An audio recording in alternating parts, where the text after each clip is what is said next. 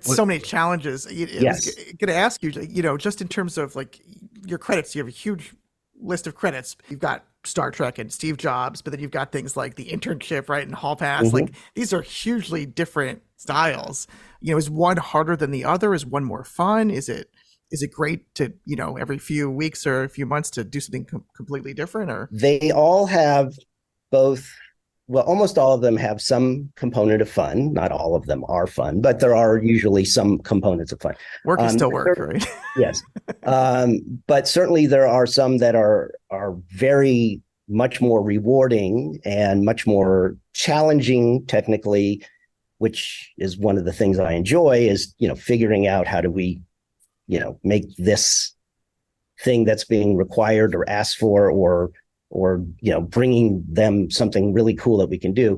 So yes, there are some like Star Trek Picard was kind of a culmination of a lot of multiple decades of my skills and getting to kind of be a part of the entire process, not just at the end where we're like, oh yeah, here's the monitor, put something cool on it. It's from, hey guys, this is really cool. Here's a cool thing we can do. And then And make it walking part through make it the part entire of the process. whole thing. But it was interesting to read one of the articles about your work with Nemesis, right? Mhm. I'm imagining you had a lot of time, but there was a little bit of tension there, right, between Michael Yes, Kuda and the stuff creating and the resolution and right. where you wanted to push it. Did you not have? Can you talk a little bit about that? And did you or did you not have that sort of thing pop up this go around?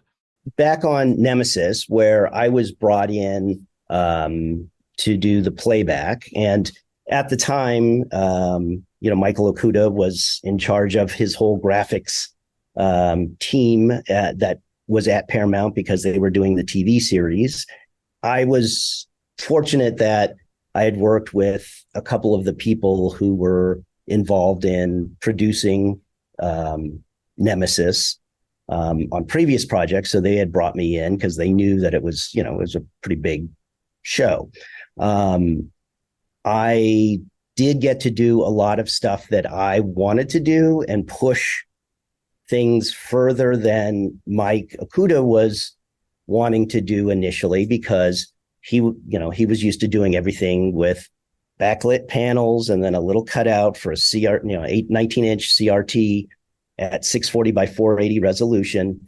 And I'm like, okay, well, we have LCD panels now, we have plasma displays, we have projection.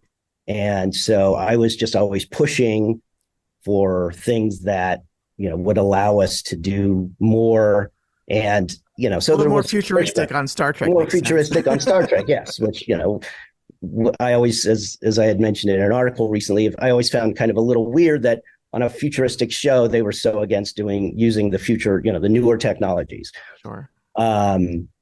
So Mike, was frustrated that he would have to have his team rebuild all these things at higher resolutions and at much faster paces in certain cases than, he wanted to do because I was like, well, we're shooting this, tomorrow. I need this thing. He's like, well, they're going to have to wait. I'm like, yeah, I can't tell the director that it's not going to be ready. So, I had to manipulate the system a little, play around. We had our push, there was push and pull. And one of the things that I had to do was in order to kind of get rid of the CRTs that he wanted to use was in the bridge of the ship on Nemesis. The entire thing was built on a giant gimbal with ramrods, that hydraulic thing, so that when the ship got hit, the entire thing would shake. Mm. And I was like, more realistic than the actors, yes, leading instead of doing right? this, yes. So that helped me in saying, listen, the CRTs are not going to withstand this constant hitting and, without breaking. And then, and also they're heavier and yada, yada, yada. So that one little thing helped me kind of then get the LCD displays in there. And, at the time, displays were not great off angle, and they weren't as bright as what we are currently dealing with. And so there were some areas where I was like, okay, can we just make sure we shoot a little over the top and not so much from the side, because you're losing. So there was a little working with the director, with the DPs, directors of photography, and the camera department to say, let's just pull over a little on the top.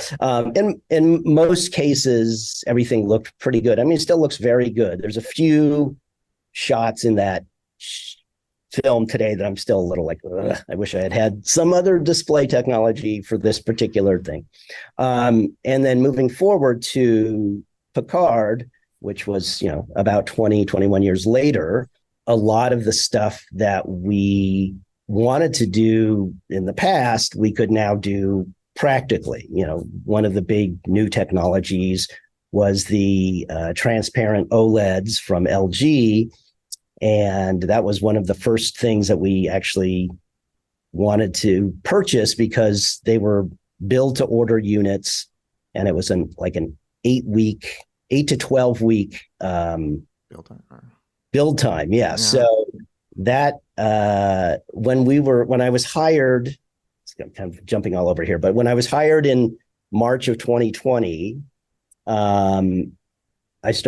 Dave Blass had asked me to, look into these, and I looked at what they were using on the other show on Discovery, and they were using Planars displays, OLED displays. Anyway, so it was an older model. I found these newer models, but it was going to be 12 weeks, and it was going to be, about $106,000 to buy 6 of them. And we kept asking the producers, we're like, we got to order these if we want to, have them in time. And that kind of got pushed off. And we actually, on May 1st of 2020, we kind of shut down when the work from home orders didn't allow us to start building, because they were like, we have everything ready, we're going to start building, but we don't want to spend this money yet until we know we can actually start. So the differences between back then and now with Okuda was that Okuda was brought in as a consultant this time rather than in charge of the graphics. And so I brought in Twisted Media, who actually had done season 1, and then I brought them back because I got hired for season 2 and 3. And I'm like, okay, well, these guys obviously know their Trek stuff, and they have great playback software. I just need to kind of increase the quality and the resolution and yada, yada, yada, all these other things. And then Okuda was brought in to work with them, which they were thrilled about because, Okuda's a legend. And then I had also brought in an additional graphics consultant, designer, and who was a friend of mine who does a lot of very high-end stuff. And so I was trying to kind of push, the specific look and design. With today's modern OLED displays, we can now shoot things, you have a screen that looks phenomenal at almost any angle, is bright enough in almost any situation. You can get translucent versions of them, which you can do things that, again, we used to have to do in post-production, like in the movie Date Night, which I did many years ago. Mark Wahlberg has a 3 clear displays in front of him, and then he's doing this whole interactive thing.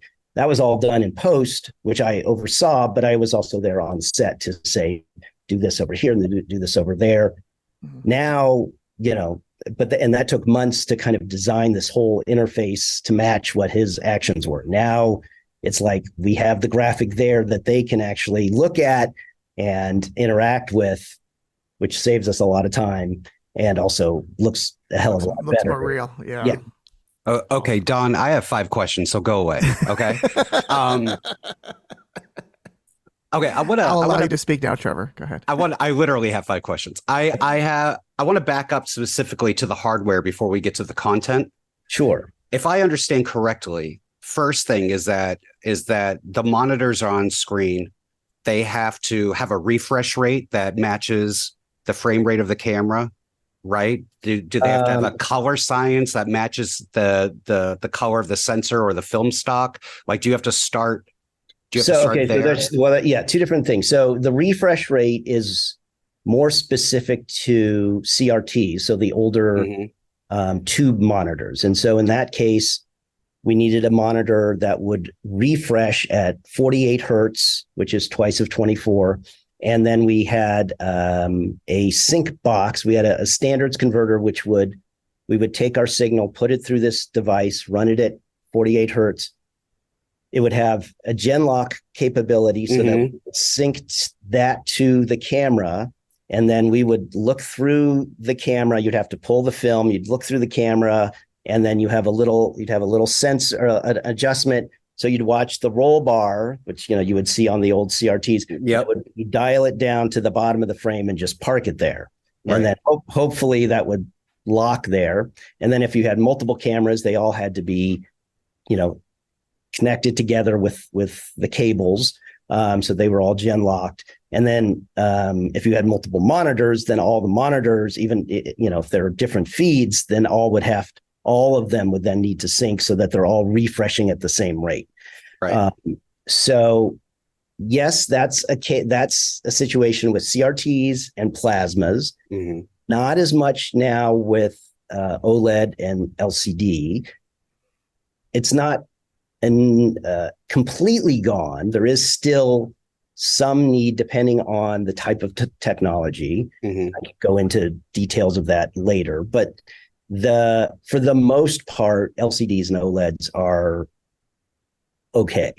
Do you dial in the color temperatures? Yes, the color temperature is done. I know the Genesis had a very, very very specific color, or how it rendered colors to it. So my guess is that you would have to adjust per camera, right?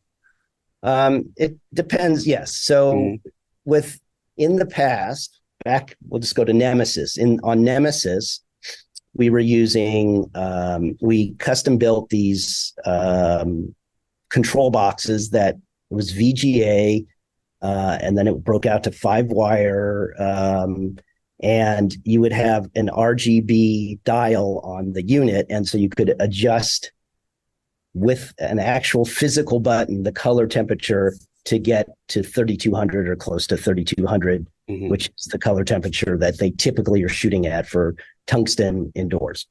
Then we also had software called a tool called Gamma, and there's been several others over the years that we use that, again, is kind of individual from the computer to the monitor. The problem was if you had multiple monitors getting the same feed from that one computer, you would have to match all the monitors, to the same so that they looked the same, which wasn't always easy because sometimes you're using different displays that are all getting the same feed. What we have now and what we did on Picard was Twisted Media, again, who the company that did our graphics, also has this amazing playback software. And one of the abilities is real-time adjustments for brightness, contrast, color temperature, and you can, individually tweak it. And the beauty is that we can be in our control room watching the monitor, the live feed monitor in our control room, and watch and adjust and see how it looks and kind of eyeball it pretty closely. Then we'll go into either onto set or into the DIT tent, the digital technicians tent, because they have, the color accurate OLED displays. And we can see, is this too bright? Is this too dark? Is the color temperature off? And then I can walk either to the guys, go, guys, bring down this, adjust that. And, we can do it in real time. Back in the old days when it was actual film and sync, sometimes you would look through the video assist monitor. Wasn't always an accurate, was rarely an accurate telling of if everything was in sync. Right. And then often you wouldn't know, how the exposures were, color temperatures. You could kind of get pretty close, but we'd have to go to dailies the next day, and at lunch